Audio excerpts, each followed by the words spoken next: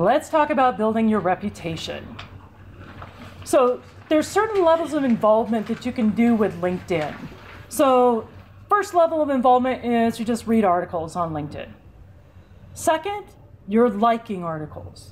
Now we're being active and doing stuff. That will help. Next is sharing articles. That doesn't mean it's your own content. It could be somebody else's that you just share in your groups. If you're sharing quality content, regardless of where it's from, you get the reputation hit in your groups. And then finally, the top thing you can do is writing your own articles. So if you're trying to establish your expertise, you can publish on LinkedIn directly. You don't have to go start your own website. You don't have to go start your own blog. You can do it all within LinkedIn. So, remember what I said? I can see what you're doing on your profile. So this is a screenshot from my profile. So up above there is like my picture and my summary and all the rest of this. This here are my articles I've written. I have 69 published articles on LinkedIn. This over here is my recent activity. So these were some things that I was sharing in my groups or commenting on in my groups. See what I mean? This is one of the things employers look for. And guess what? If you have zero activity, they see that too. Now, it does not say what jobs you applied to, but it may say what companies you're following. That's a red flag to your employers.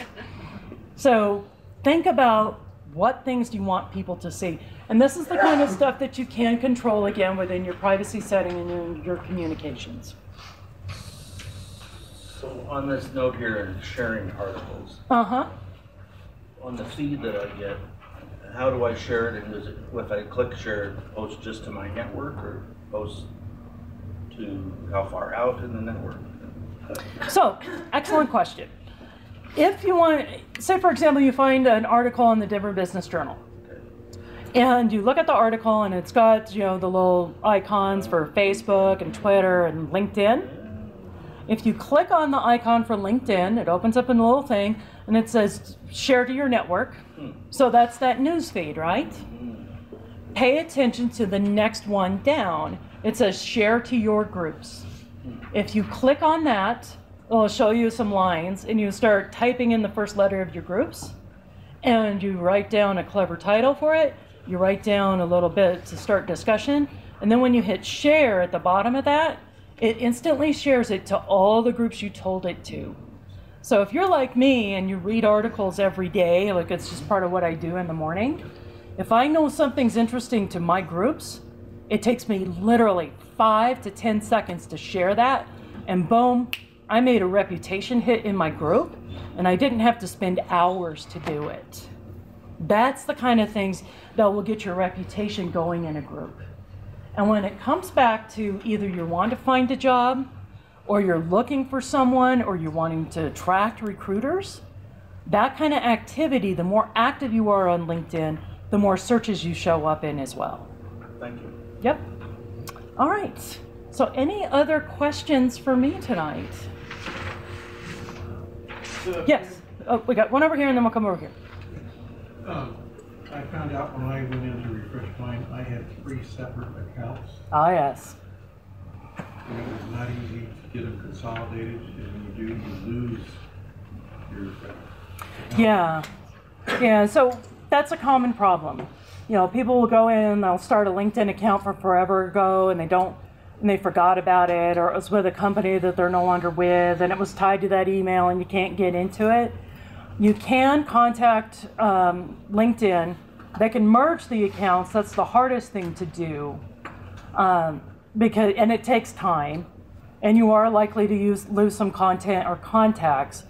Usually what works better is to look at which one of your accounts is the one that's most robust and go and close the other ones. So again, if it's one of those things where you're no longer with that company, you can't get into it in the first place, you probably have to contact the help center through LinkedIn, prove that it's really you, and then they can help you shut it down. You have to remember the email address you had. That's right. That's right. Otherwise, you might end up with a zombie account. So zombie accounts are those ones that nobody can get into, crack, or do anything with anymore. Yeah. But that's part of the 47 million users, isn't it? Yeah, of course it is.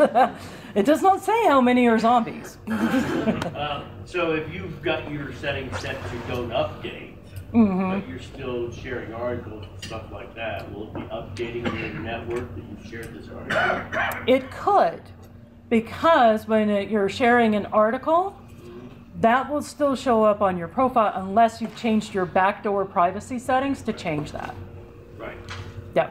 Okay. And if you've changed your backdoor settings to say, hey, I don't want to share this to my network, I only want it to be shown in this group, Right. that will work too. But And you still get the reputation hit, right, right. but you're not